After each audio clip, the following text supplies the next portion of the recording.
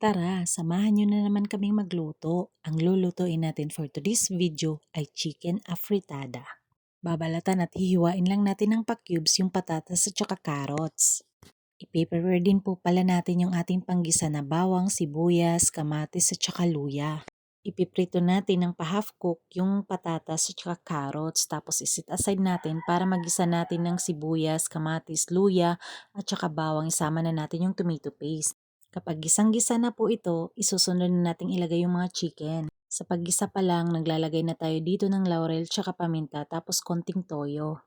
Maglalagay na din po pala tayo dito ng tubig at saka chicken cubes. Yung naiprito natin na patatas tsaka carrots, ilalagay na natin para palambutin na. Antayan lang natin na ma-fully cook yung patatas at saka carrots. Tikman ang ating niluluto para may adjust ka agad yung lasa. Kung nanonood kayo sa mga videos ko, alam nyo na, kapag nagluluto ako, hindi talaga kumpleto ng ingredients. Kung ano lang nasa bahay, yun lang ang ginagamit ko.